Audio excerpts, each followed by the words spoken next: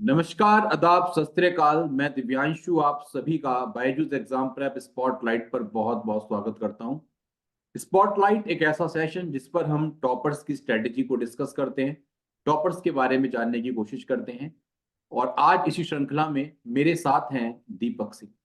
हाल ही में UP PSC के जो रिजल्ट आए उसमें डेप्यूटी कलेक्टर की पोस्ट हासिल की है, वो भी टॉप रैंक के साथ। इनकी और मतलब हम रैंक की बात करते हैं तो 20 रैंक के साथ इन्होंने यहाँ पर टॉप किया है।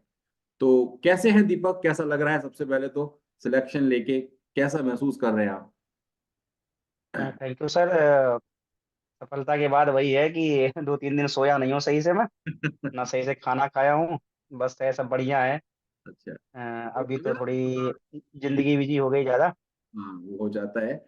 अच्छा, आपकी हाँ। अगर बात करें आपकी एजुकेशनल बैकग्राउंड की और फैमिली बैकग्राउंड की, तो आते कहाँ से हैं आप बेसिकली, और क्या क्या है आपने एजुकेशन में, कोई जॉब वगैरह भी आपने करी है? उसके बारे में हमारे हाँ, को बताएं। सर जैसा कि पता है, मेरा नाम दीपक है। मैं बाराबंकी जिले का निवासी हूँ। मेरे गांव का नाम सिमरा है और थाना रामनगर है। ओके। मैंने अपनी फिफ्थ तक पढ़ाई अपने घर गांव में ही की है। गांव के स्कूल में की है।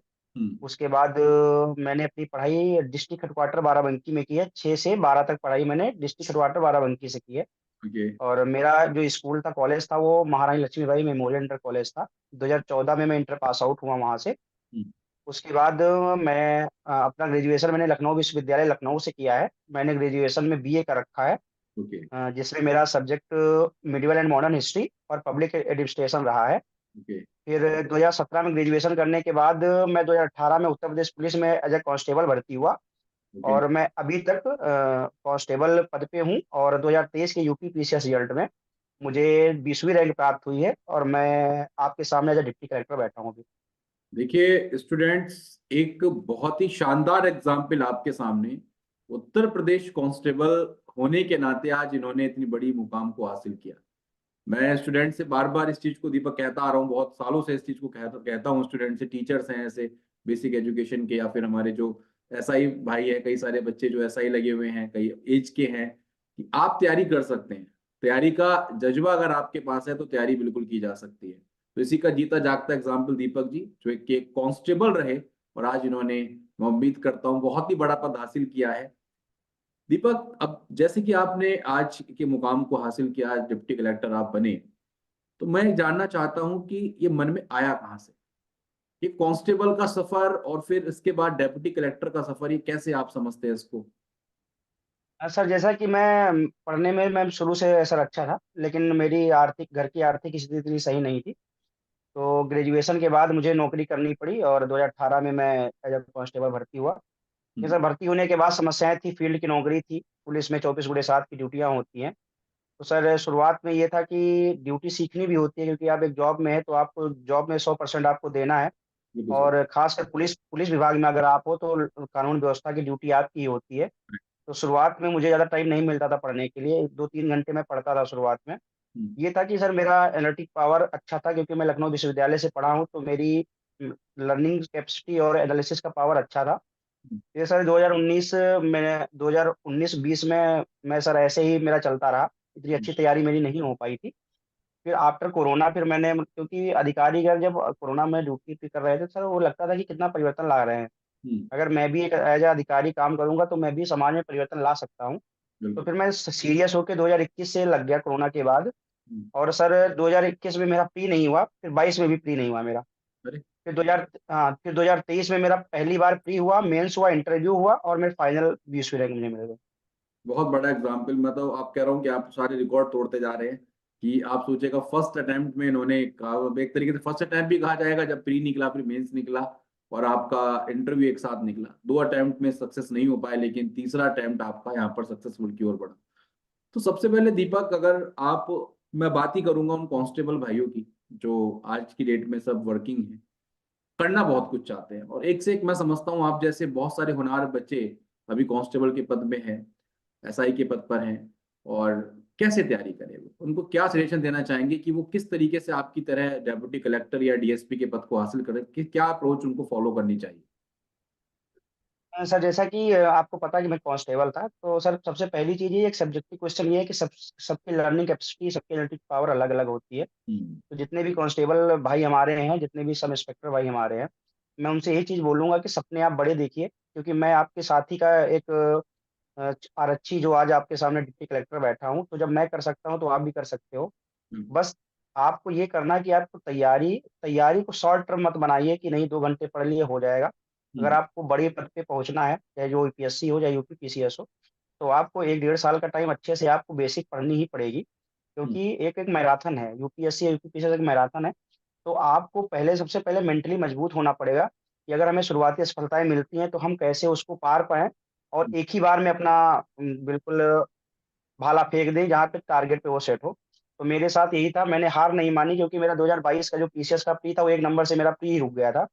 तो एक ये था कि 1 नंबर से प्री रुकना मतलब ये है कि बहुत बुरी चीज़ मेरे लिए थी, क्योंकि मैंने मेहनत 2021 से ही की थी, अच्छी खासी मेहनत की थी।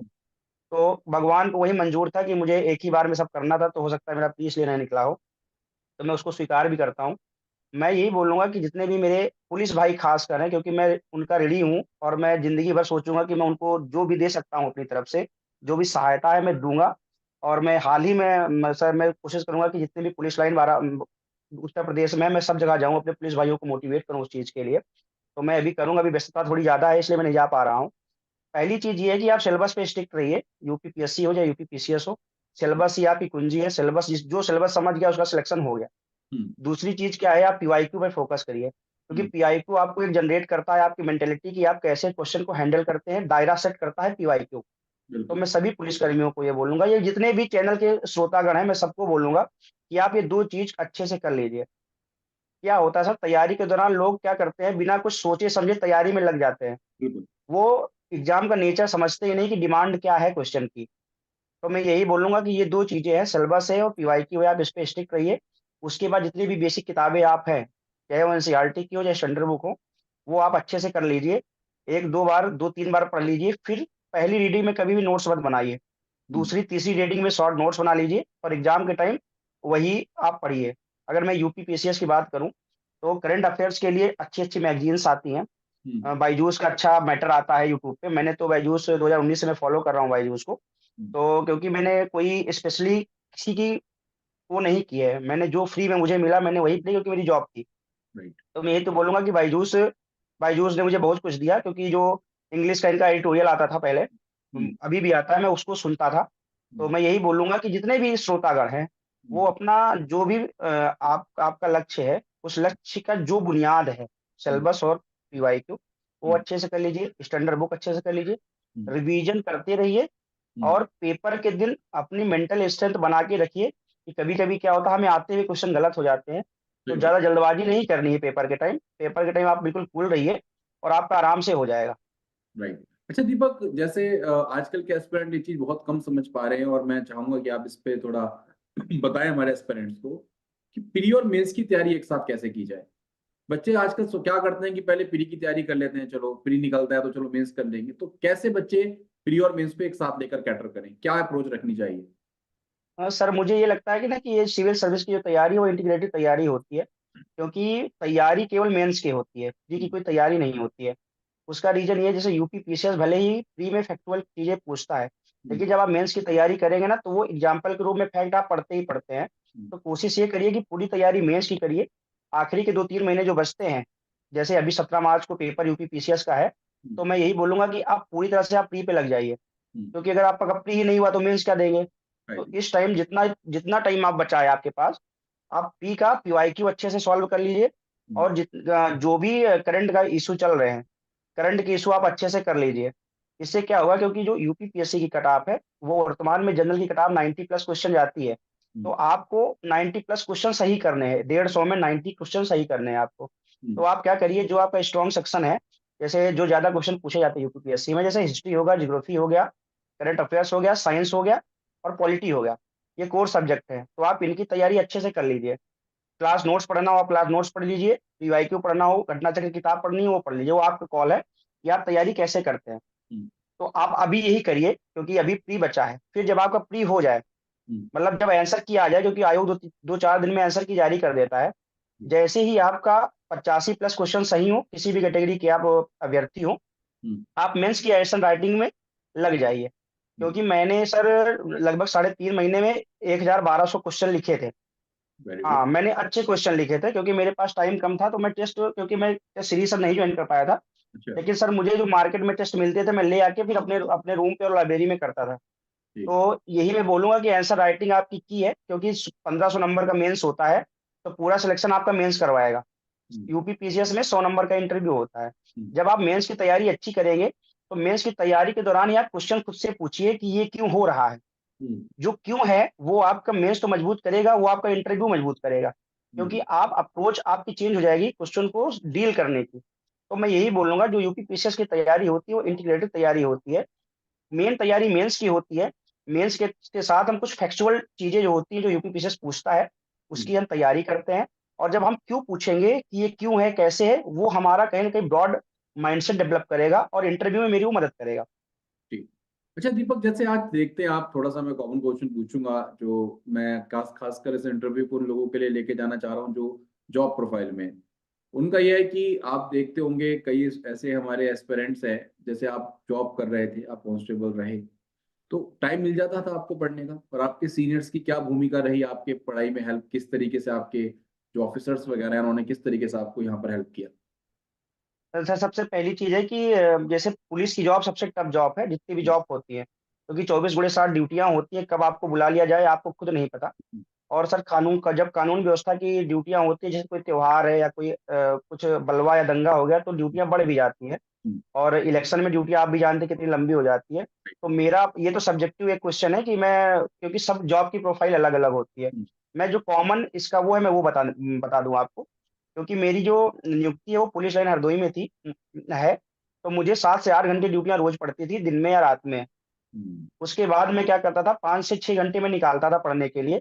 कभी कभी सब त्योहार ड्यूटियां ऐसी लग जाती थी कि मुझे 1 से 2 घंटे ही मिल पाते थे। तो मैं क्या करता था, 1-2 घंटे में जो चीजें नई चल रही हैं न्यूज में, तो वो मैंने पढ़ लिया। हो सकता है वो जो मैं स्टैटिक पोर्शन ना पढूं, तो मैं क्या करता था, जब मुझे वीकली मिलता था तो मैं उसका रिवीजन कर लेता था, और जो बचे टॉपिक होते थे मैं पढ़ लेता था उस टाइम।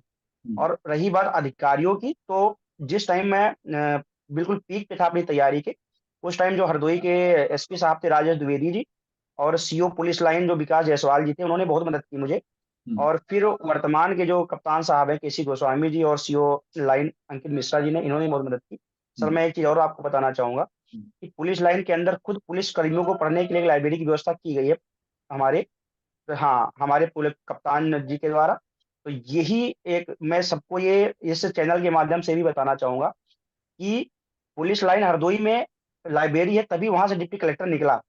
हम्म। एक ये एक अच्छा वो है कि हो सकता है कि हर पुलिस लाइन में लाइब्रेरी हो, तो हर जिले से एक डिप्टी कलेक्टर या सिपाही कोई निकले। तो मैं ये निवेदन करूंगा जितने भी श्रोतागण यहाँ इस चैनल के हैं, कि वो पुलिस कर्मियों के बारे में थोड़ा सोचे। अधिकारीगण, अगर पुलिस महकमे को और अच्छा बनाना है, गोल्डन लड़कों को आगे बढ़ाना है, तो पुलिस लाइब्रेरी की व्यवस्था करें। तो सर मैं यही बोलूंगा कि जो वर्किंग प्रोफेशन है वो 5 से 6 घंटे अपना टाइम निकाल ले। सिलेबस पे सबसे बड़ी चीज है, सिलेबस पे स्टिक रहना। जो बंदा सिलेबस पर स्टिक है उसके लिए 5 से 6 घंटे इनफ है तैयारी करने के लिए। पढ़ने को तो आदि 12 घंटा 18 घंटे भी पढ़ता है, लेकिन मैंने कभी 5 से 6 घंटे ज्यादा पढ़ाई नहीं की, क्योंकि मेरे पास टाइम था भी नहीं पढ़ने का। मेंस के दौरान मैंने 8-10 घंटे पढ़ाई की है, क्योंकि उस टाइम बहुत चीजें होती हैं, आपको सिलेबस पे स्टिक रहना है, नोट्स बनाने हैं, आंसर राइटिंग करना है। तो मैंने मेंस के टाइम 8 से 10 घंटे पढ़ाई की। बाकी सर मैंने 5 से 6 घंटे ज्यादा पढ़ाई कभी नहीं की। अच्छा, तो जैसे एक मैं आपसे यहाँ पे पूछना चाहूंगा, एक आइडियल टाइम आपके अकॉर्डिंग क्या है? एक बच्चा कोई नया प्रिपरेशन करना स्टार्ट करता है, तो अगर वो 5-6 घंटे रेगुलर बेसिस पे पढ़ रहा है, तो कितने समय में उसकी तैयारी हो जानी चाहिए? हाँ सर, जैसा कि अगर वो क्लास कर रहा है, कहीं पे क्लास कर रहा है, तो 1-2 क्लासेज होती हैं उसकी। क्लास करने के बाद उसे 2 से 3 घंटे उसे पढ़ना चाहिए, कि रिवीजन करना है, करंट अफेयर्स ऐड करने हैं। अगर हम्म, आपकी तैयारी एक हो गई है, आप मतलब किसी इंस्टीट्यूट के सहारे आप पढ़ाई कर रहे हैं, तो जब आपकी क्लासेज ओवर हो जाए, जब क्लास आपको बिल्कुल करनी ना हो, हम्म, फिर आप डेली 5 से 6 घंटे जरूर पढ़िए। हम्म, 5 से 6 घंटे पढ़ने का भी एक तरीका होना चाहिए, कि आप 1 घंटे से ज्यादा मत बैठिए। 1 घंटा बैठिए, 5 घंटे 6 घंटे आप अपना नैप ले लीजिए, सॉरी, 5 से 6 मिनट। पाँच से उसके छह बाद मिनट आप फिर से बैठ जाइए। हम्म, क्योंकि ये रहेगा ना, आप, मैंने ये बोला था कि 8 गुणे 8 का पालन आप करिए। उसका रीजन ये है मैंने बोलने का, कि 8 घंटे आप पढ़िए, हम्म, 8 शिफ्ट में पढ़िए, और 8 महीने तक लगातार पढ़िए। ये हम्म, कहीं ना कहीं आपको एक पॉजिटिव अप्रोच आपको देगा। और जब 8 महीने की आप अच्छी तैयारी कर लेंगे, क्योंकि यूपी पीसीएस का सिलेबस वास्ट सिलेबस है, तो हम्म, आपको 8 घंटे रोज पढ़ना पड़ेगा शुरुआती 8 महीनों तक। हम्म, उसके बाद जब आपका सिलेबस पूरा हो जाए, फिर आप रिवीजन पे फोकस करिए, और 5 से 6 घंटे फिर आप पढ़िए आराम से, और हम्म। आपका हो जाएगा। नहीं, बिल्कुल सही बोला। अच्छा, इसके बाद मैं थोड़ा सा आना चाहता हूँ, आजकल एक और चीज पे मैं फोकस करूंगा आपसे कि जो बैलेंस स्टडी आजकल बच्चे कर रहे हैं, वो बैलेंस स्टडी कुछ करना नहीं चाहते, कुछ कर रहे हैं। जैसे मान लीजिए कोई पॉलिटी पढ़ रहा है तो पॉलिटी पढ़ता जा रहा है, किसी को अगर हिस्ट्री पसंद है तो हिस्ट्री पढ़ता जा रहा है। तो ऐसे पेरेंट्स के लिए आप क्या सजेस्ट करना चाहेंगे, क्या करें, वो बैलेंस स्टडी किस तरीके से कर सकते हैं वो? सर ये एक सब्जेक्टिव क्वेश्चन है, क्योंकि सब एस्पायरेंट कोई ह्यूमैनिटीज का सब्जेक्ट लेता है, कोई इंटरेस्ट होता है, किसी को टेक्निकल में इंटरेस्ट होता है। तो राइट। मैं यही बोलूँगा कि दो दो सब्जेक्ट का कॉम्बिनेशन आप ले लीजिए। एक अगर कोई बोरिंग लग रहा है तो एक बोरिंग ले लीजिए, और एक इंटरेस्टिंग सब्जेक्ट हो वो ले लीजिए। उससे क्या होगा ना, जब बोरियत होने लगे तो आप इंटरेस्टिंग सब्जेक्ट पढ़ लीजिए, और हम्म। जब इंटरेस्टिंग वाला तो वो लगने लगे तो बोरिंग पढ़ लीजिए। ये आपकी कॉल है कि आपको कैसा आपका शेड्यूल तय होता है कि हम्म। आपको क्या बेनिफिट कर रहा है। जैसे मेरा बैकग्राउंड हिस्ट्री था, तो मुझे हिस्ट्री पढ़ने में मजा आती थी। हम्म। लेकिन इसका मतलब ये नहीं कि हमें हिस्ट्री से प्यार करना है, क्योंकि अगर उससे प्यार करेंगे तो बाकी लोगों से फिर धोखा देंगे, अपना सिलेक्शन नहीं होगा। सही बात। तो आपको एक बैलेंस अप्रोच अपनाना है कि किसी से प्यार, यूपीएससी में किसी से प्यार नहीं करना है, सबको समान रूप से देखना है। केवल सही। अपने ऑप्शनल से प्यार करना है, क्योंकि 400 नंबर वो दिलाएगा आपको। हाँ। और यूपी पीसीएस में आपको 6 पेपर को समान रूप से देखना है। तो हाँ। मैं यही बोलूंगा कि जो चीजें आपके लिए सही हों, हाँ। वो मेरी मेरी अप्रोच दूसरी हो सकती है, मैं वो चीज नहीं बता सकता हूँ, सही क्योंकि बात। मेरी और सबकी स्ट्रेटजी अलग अलग होती है। हम्म। बस इसमें कॉमन चीज ये है कि जो चीज आपको सही लगे, जो आपका नॉलेज इनहेंस करे, उसका कॉम्बिनेशन आप बना लीजिए। जैसे हम्म। मैं हिस्ट्री के साथ ज्योग्राफी पढ़ता था, हम्म। क्योंकि हिस्ट्री मेरी पसंदीदा, ज्योग्राफी मुझे थोड़ी बोरिंग लगती थी। और हाँ। मैं इकोनॉमिक्स और पॉलिटी साथ में पढ़ता था। अच्छा। तो मेरा ये अप्रोच था। अच्छा, यहाँ से आप हम जीएस पेपर 5 और जीएस पेपर 6 की बात करते हैं, यूपी स्पेशल के जो पेपर ऐड हुए हैं, उसको कैसे बच्चे कैटर करें? बहुत बच्चों के क्वेश्चन है मेरे पास कि सर कहाँ से करें, किस तरीके से अप्रोच करें, मार्केट में वो क्वालिटेटिव कंटेंट अभी तक आया नहीं है। तो किस तरीके से आप चाहेंगे उन बच्चों को सजेस्ट करना, कैसे करें वो कवर? तो सर ये भी एक, क्योंकि बहुत बच्चे कोचिंग इंस्टीट्यूट का सहारा लेते हैं, तो मैं हम्म। बोलूंगा कि आप बिल्कुल लीजिए। उसका रीजन ये है कि सर नया नया है, तो बहुत बच्चों को टीचर अच्छा बता सकते हैं उस चीज को। हम्म। मेरी जो सर बात है, क्योंकि मेरे पास सर मैं नौकरी कर रहा था, तो मेरे पास ज्वाइन करने का ऑप्शन नहीं था। तो हम्म। मैंने क्या किया था कि जो फिफ्थ सिक्स पेपर है, हम्म। जितने भी सिलेबस में पॉइंट दिए हैं, उस पॉइंट के मैंने नोट्स बना लिए थे गूगल करके। उस चीज का मैंने गूगल किया और हम्म। उसके नोट्स बना लिए। दूसरी चीज मैंने एड ऑन ये की कि जितनी भी यूपी सरकार की वेबसाइट है, हम्म। जो इम्पोर्टेंट वेबसाइट है, और हम्म। ट्विटर हैंडल उनका है, और उनका खुद का होम पेज है, वहां पे नई नई पॉलिसियां आ जाती हैं। हम्म। फिफ्थ सिक्स पेपर की बात करें तो यूपी में पॉलिसी ज्यादा पूछी जाती है। हम्म। तो जितनी भी पॉलिसी आई, जैसे उदाहरण के रूप में अभी नई आबकारी नीति उत्तर प्रदेश की आई है, ठीक है। तो आपको इसके नोट्स बना लेने हैं, हम्म। क्योंकि ये पॉलिसी पूछी जाती है। ओके। तीसरी चीज ये, क्योंकि अभी तक क्या था कि sir first paper, second paper, third paper में हम्म। यूपी स्पेशल के क्वेश्चन कुछ मेंस में पूछे जाते थे। बिल्कुल। आपको उसकी लिस्टिंग कर लेनी है 5 साल की। वो ओके। आपको आइडिया देगा कि कैसे क्वेश्चन पूछे जा रहे हैं आगे पांच, आगे। 5 एंड 6 पेपर में। ठीक है। तो मैंने सर ऐसा अप्रोच अपनाया था।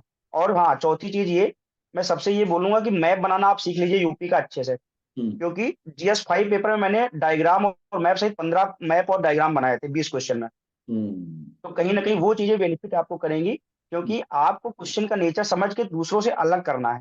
हम्म। अगर एक आयुष पॉलिसी पूछी गई थी सर यूपी में, मैं उदाहरण बता रहा हूँ। तो हम्म। मैंने क्या किया था, यूपी का मैप बना के गोरखपुर में, क्योंकि आयुष विश्वविद्यालय है, तो मैंने उसको हम्म। टिक किया था कि इससे एग्जामिनर का अप्रोच चेंज होगा आपके प्रति। और आपको अगर 0.2 नंबर भी ज्यादा दे दिया तो 120 क्वेश्चन में आपके 24 नंबर ऐसे बढ़ जाएंगे, और हम्म। जो आपको टॉप पे ले जाएगा। तो मेरा बस कहने का ये है कि सिलेबस से स्टिक रहें, सरकारी वेबसाइट का पालन करें, और सर एक यूपी सरकार अभ्युदय योजना चलाती है, उसके हम्म। नोट्स कुछ अच्छे आते हैं। तो अच्छा। मैं रिकमेंड करूंगा कि जो अभ्युदय कोचिंग के नोट्स होते हैं, क्योंकि हम्म। वो सरकार चलाती है, तो सरकार की सभी पॉलिसियों के नोट्स उसमें रहते हैं। हम्म। तो जितने भी अभ्यर्थी नए हैं, तो मैं उनको सजेस्ट करूंगा कि वहां आप एक बार उसको लुक आफ्टर कर सकते हैं। ठीक है, वेरी गुड। अच्छा दीपक, एक और बात मैं आपसे एक प्रश्न पूछना चाहूंगा। जैसे आप कई बार तैयारी के फेज में होते हैं, तो बहुत बार हमें डिमोटिवेशन होता है, लगता है कि यार क्या कर रहे हैं, होगा नहीं होगा। क्या आपके साथ ऐसा हुआ, और हुआ तो आपने उसको कैसे कटर किया? सर देखिए, तो मेरे साथ कई समस्याएं जुड़ी थी। समस्याएं सबसे पहले ये थी कि मुझे अपने आर्थिक रूप से, मेरा परिवार इतना सक्षम नहीं था। तो हम्म। मुझे नौकरी के साथ ही हर चीज करना था, जो चीज करना था। हम्म। तो मेरे पास कोई ऑप्शन भी था नहीं कि मैं नौकरी छोड़ के पूरी तैयारी करूं। तो मुझे उसी के साथ सामंजस्य बैठाना था। तो पहली हम्म। बात है परिवार का, मैं एक कमाऊ सदस्य था, तो मुझे वो चीज देखनी थी। तो दूसरी सर चीज ये थी कि जब मेरा 2022 में प्री एक नंबर से रुका, तो मुझे ये लगा कि शायद मेरा सिलेक्शन ना हो, क्योंकि हम्म। सभी मेरे जितने भी दोस्त थे सब अच्छे अच्छे जगह पे इंस्टीट्यूट में पढ़ाई करते थे। तो ये क्या रहता था कि हमारे दोस्त अच्छी तैयारी कर रहे हैं, मैं नौकरी के साथ तैयारी कर रहा हूँ, तो थोड़ा कभी कभी डिमोटिवेट होता था कि ऐसा ना हो कि मैं रह जाऊँ यहीं पे, बिल्कुल सही मैं बात। कांस्टेबल बन के ही रह जाऊं। तो सर एक डिमोटिवेशन ये आती थी, और कभी कभी सर ये होता है कि आप करते तो है लेकिन आपको वो चीज मिलती नहीं है। हम्म।